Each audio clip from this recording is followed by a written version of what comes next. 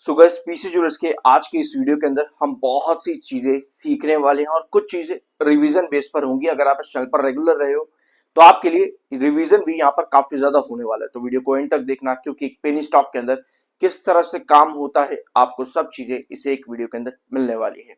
Subscribe जरूर करना। I am NISM 7 certified. एक छोटा सा क्लिप मैंने आप लोगों के लिए ढूंढ करके निकाला है। मुझे थोड़ा सा टाइम लगा, लगभग आधा घंटा लगा मुझे इस क्लिप को ढूंढने के लिए। ऑल्दो आप लोग मेरे चैनल पर पीसी ज्वेलर से रिलेटेड कई सारी वीडियोस देख चुके होंगे और कई बार मैंने आपको बताया कि 12.60 से लेकर के 8.60 की आपकी इंपॉर्टेंट रेंज है। ये मैंने डिस्कस किया था आज से 3 महीने पहले। ठीक है, अब ये वाला जो क्लिप अभी आप देखोगे ये दिसंबर 3 तारीख का है। 3 तारीख दिसंबर का ये वाला क्लिप है और इसमें मैंने आपको क्या बताया था, एक बार इस चीज को सुनना ध्यान से।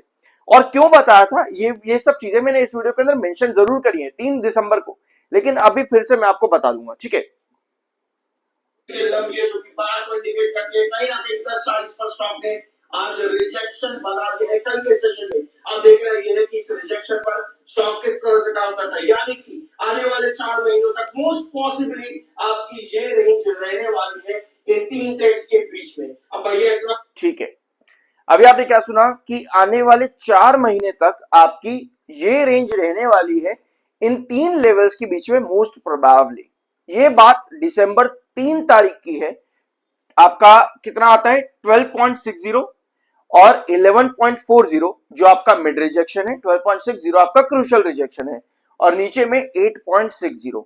ये 3 रेंज क्यों रहने वाली है और उसका मतलब यहां पर क्या होता है, बेयरिश ट्रेंड या फिर एक लंबा कंसोलिडेशन। अब ये चीजें क्यों डिस्कस की जा रही थी, क्योंकि आपके पास 2 तरीके की सेलिंग आती है।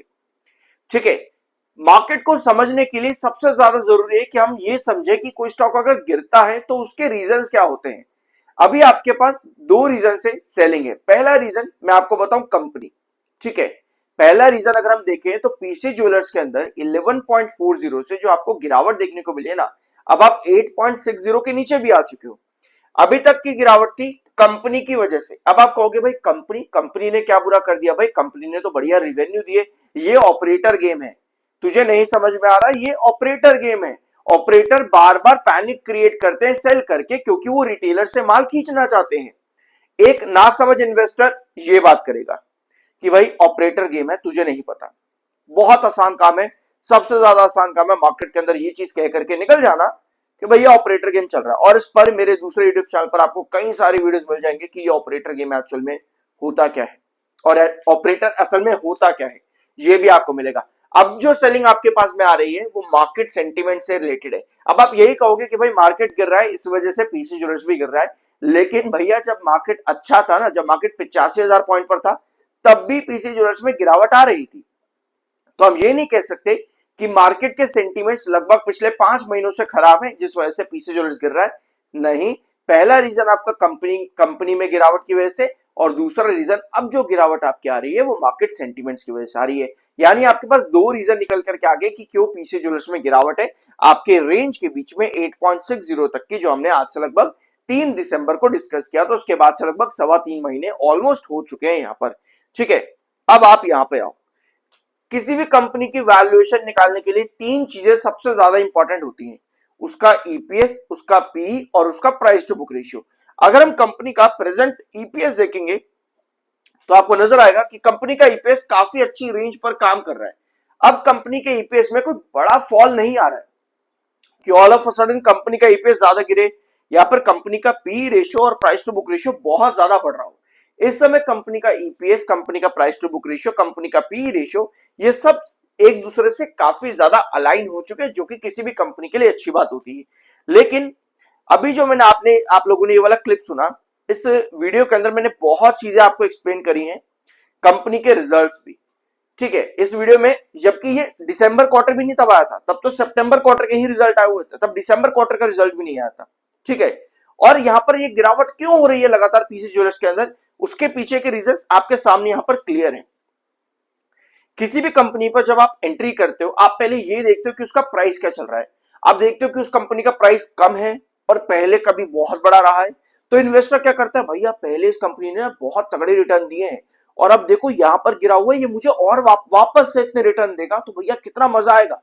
एक इन्वेस्टर इन चीजों को देख करके भी इन्वेस्ट करता है कि भैया इतना गिरा हुआ है, फिर से कभी तो उठेगा ही उठेगा, इस चीज को देख करके एंट्री कर जाता है। और एक इन्वेस्टर ये देख करके एंट्री करता है कि भैया इतना बड़ा हुआ है, यहां से तो और भागेगा। इन चीजों को देख करके एक रिटेल इन्वेस्टर बड़े प्यार से एंट्री करता है।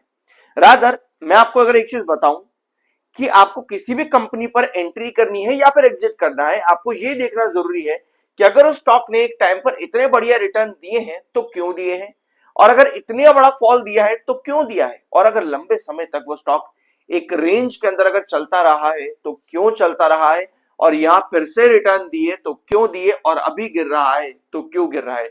अगर हम पीसी ज्वेलर्स का पिछले 3 साल का ही चार्ट खोलेंगे तो यहां पर आपको एक रैली भी नजर आएगी और एक डाउन ट्रेंड भी नजर आएगा। ये जो रैली आपको नजर आ रही है यहां पर, ये देखेगी आपको दिसंबर 2023 से लेकर के लगभग दिसंबर 2024, ठीक है, 1 साल के अंदर कंपनी ने ये रैली दी।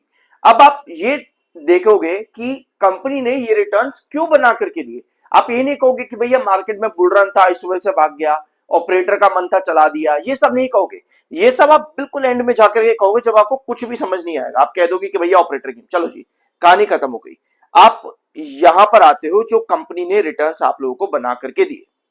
दिसंबर 2024 तक कंपनी ने बढ़िया रिटर्न दिए। इनफैक्ट अगर आप मार्च का भी क्वार्टर देखोगे 2025 में, तो वहां पर भी मार्च और जून में भी कंपनी ने थोड़े बहुत रैली बना करके कहीं ना कहीं दी है आप लोगों को। लेकिन असली कहानी आपकी शुरू होती है कब से, यहां से, जून 2024 से, जब कंपनी का ग्रोथ बहुत बढ़िया परफॉर्म करके गया, 492 12%। ऑल दो कंपनी उसके पहले नेगेटिव ग्रोथ पर चल रही थी, तो तब तक आपको ये स्टॉक नीचे ही पड़ा हुआ देखने को मिला। लेकिन जब कंपनी का ग्रोथ इतना बड़ा परफॉर्म करके गया 1400 1300, तब कंपनी ने परफॉर्म भी अच्छा किया। उसके बाद में कंपनी का लगातार जो ग्रोथ है वो नीचे गिरा है, 80%, 63% और फिर 36%। ये पॉइंट मैंने आप लोगों को पहले भी कई वीडियोस में डिस्कस किया है। लेकिन लोग क्या कहते हैं कि भाई पुराने ग्रोथ से क्या कंपेयर कर रहा है, अब कंपनी बहुत बढ़िया है, पहले तो कंपनी खराब थी। लेकिन अब अगर कंपनी बढ़िया है तो अभी ग्रोथ खराब है ना। जब कंपनी खराब परफॉर्म कर रही थी तब ग्रोथ काफी बढ़िया था, और जबकि उस समय कंपनी में डी रैट और एसबीआई की केसेस चल रहे थे और कंपनी के कई सारे शोरूम्स जो थे वो जब्त कर रखे थे डी रैट ने। ये चीज आपको मालूम होगी, अगर नहीं मालूम है तो गो थ्रू करना जरूरी है किसी भी कंपनी के पास्ट से, ठीक है। अब आपको ये चीज नजर आ गई कि कंपनी ने जब बढ़िया ग्रोथ दिया तब आपको शेयर में रैली भी बढ़िया दिखी, और जून तक कंपनी ने वो बढ़िया ग्रोथ दिया। लेकिन उसके बाद में कंपनी का ग्रोथ आपको डाउन ट्रेंड के अंदर देखने को मिला, तो कंपनी ने भी आपको लगातार डाउन ट्रेंड दिखाया। अब ये वाला जो टाइम था ना, यहां मार्केट काफी बढ़िया था, लेकिन तब भी स्टॉक ने गिरावट दी। अब तो भैया मार्केट खराब है ही, यानी कि पहली जो गिरावट आपको दिखी यहां पर वो कंपनी की वजह से, क्योंकि कंपनी का ग्रोथ खराब गया। अब जो दूसरी गिरावट अब आपको नजर आ रही है 8.60 की वजह के नीचे, वो कहीं ना कहीं मार्केट सेंटीमेंट्स अब आपको बेरिश जाते देखने को मिल रहे हैं। तो यानी कि दो तरीके की सेलिंग आपके पास में आई है, पहला कंपनी की और दूसरा मार्केट की। और जो आपके पास बायर में कंपनी में इतनी बड़ी तेजी बनी वो कहीं ना कहीं कंपनी का ग्रोथ परसेंटेज, जो कंपनी इतना बढ़िया काम कर रही थी बोथ रिवेन्यू और बोथ प्रॉफिट। आप प्रॉफिट भी देखो कंपनी के कितने बढ़िया ग्रो कर रहे थे, 191, 230, 175, 178। इसी वजह से मैंने आपको कहा था इस वीडियो के अंदर ये भी कि आपको किसी बड़ी रैली के लिए फिर से एटलीस्ट मार्च के क्वार्टर का वेट करना चाहिए। अब मार्च का क्वार्टर आप कहोगे, अब आप समझोगे इस वीडियो में सुन करके कि मार्च का क्वार्टर, इसका मतलब यह है कि मार्च के बाद तेजी आएगी, मार्च के क्वार्टर के बाद तेजी आएगी। इसका मतलब है भाई तूने बोला मार्च के क्वार्टर के बाद तेजी आएगी। मैं आपको कह रहा हूं कि ग्रोथ परसेंटेज आपका बढ़ना जरूरी है, ठीक है।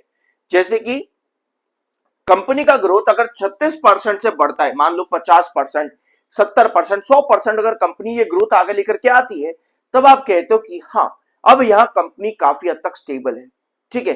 अब कंपनी की ग्रोथ वापस से लाइन पर आई है, वही चीज हमको मिल सकती है जो कंपनी ने पहले की है। कॉन्जिक्यूटिव ग्रोथ आपके आनी जरूरी है। शॉर्ट टर्म में क्या होता है, कंपनी एक बढ़िया क्वार्टर देती है, आपको रैली अच्छी मिल जाती है, 15%, 10% अचानक से स्टॉक बूम करता है, बट फिर वापस से गिरावट, क्योंकि उसके अगले क्वार्टर्स कंपनी के वीक आने के चांसेस है। यानी कि कॉन्जिक्यूटिव ग्रोथ परसेंटेज आपका बढ़ना जरूरी होता है। जैसे अगर दिसंबर में 36% है तो आगे जाकर के 50, 70, फिर अगले क्वार्टर में 100%, फिर अगले क्वार्टर में 120%। इस तरीके से अगर कंपनी का ग्रोथ बढ़ता है तब आप कहते हो कि हाँ आपको एक लॉन्ग टर्म ट्रेजेक्टरी में ब्रेकआउट मिलेगा। और ये ग्रोथ डिसाइड होता है एनुअल बेसिस पर, ठीक है। अब मैं आपको ये सब चीजें इसलिए इतनी डिटेल में बता रहा हूं क्योंकि पिछले वीडियोस के अंदर मुझे कई सारे लोगों ने गालियां भर भर के दी है कि भाई ऐसे नहीं होता, कंपनी का ग्रोथ हर क्वार्टर में नहीं बढ़ता रहता। क्वार्टर बेसिस पर ग्रोथ बढ़ता ही नहीं है, ग्रोथ बढ़ता ही एनुअल बेसिस पर है। ये जो आप परसेंटेज देख रहे हो, ये पिछले साल से कंपनी का ग्रोथ कितना बढ़ा है उसके अकॉर्डिंग डिसाइड होता है।